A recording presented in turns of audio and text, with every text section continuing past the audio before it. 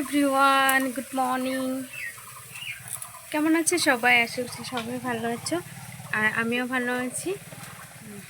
আমার চ্যানেলে তোমাদেরকে স্বাগতম জানাচ্ছি।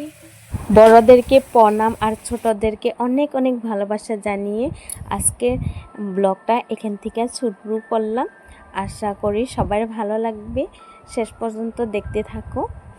আর এখন বাজে হচ্ছে 6টা, আর আমাদের পুকুরটা শেষা হয়ে গিয়েছে, তার জন্য ওরা সকাল সকাল মাছ ধরছে।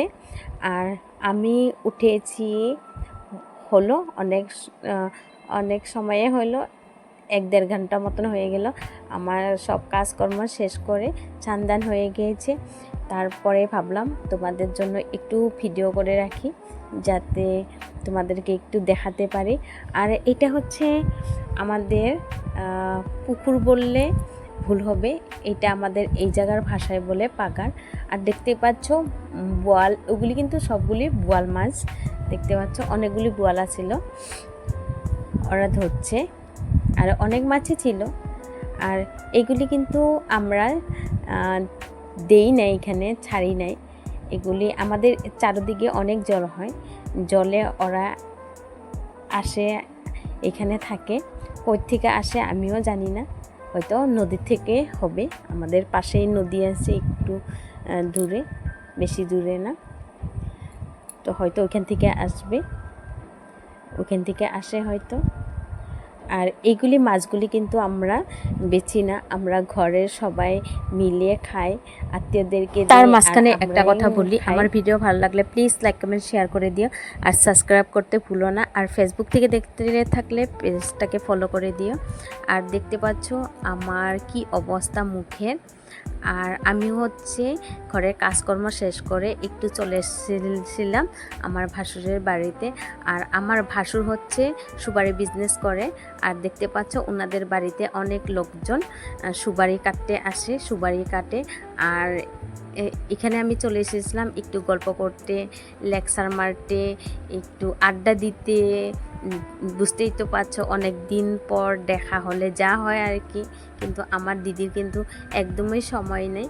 দিদি বলতে তোমরা বুঝতেই পারছো, আমার ভাসুরের ওয়াইফ, মানে আমার যা।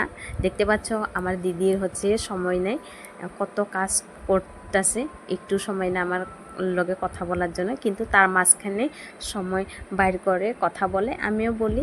এটাই অনেকটা শান্তি আমার জন্য। আর দেখতে পাচ্ছ দিদি কত কষ্ট করে বস্তা নিয়ে মাথায় নিয়ে যাচ্ছে।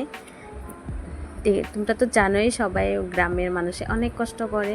আর এটা হচ্ছে আমার ছোট যা, ও সুপারির বাকলা, এগুলি সুপারির বাকলাগুলি বস্তায় উঠাবে, বাড়ি নিয়ে যাবে। কারণ দেখতে পাচ্ছ ওয়েদারটা খারাপ একটু। এখন বাজছিল হচ্ছে বিকাল 4:30 মতো। আর কালো হয়ে, চারদিকটা কালো হয়ে এসেছিল, বৃষ্টি পড়ব মনে হচ্ছিল। তার জন্য আর কি সব সুপারি বাকলা ভিজে যাবে, তার জন্য বাড়ি নিয়ে যাচ্ছিল। আর এদিকে দেখছো এইটা হচ্ছে আমার ভাসুরের মেয়ে। আর এদিকে ছিল আমার ছেলে, একটু ওরা ভাই বোন খেলছিল। আর এদিকে দেখতে পাচ্ছ সবাই সবার কাজ করছে। আর আমাদের গ্রামের পরিবেশটা কীরকম লাগলো একটু কমেন্ট করে বলবে। আর ছাগলটা দেখতে পাচ্ছ, ওই ছাগলটা কিন্তু শিকারি, ওকে তুমি যাই বলো না কেন ও বুঝে নেয়। আর হচ্ছে আজকের ব্লগটা এখান থেকেই শেষ করলাম। সবাই ভালো থেকো, সুস্থ থেকো। আবার আরেকটা নতুন ব্লগ নিয়ে দেখা হবে। Tata, by.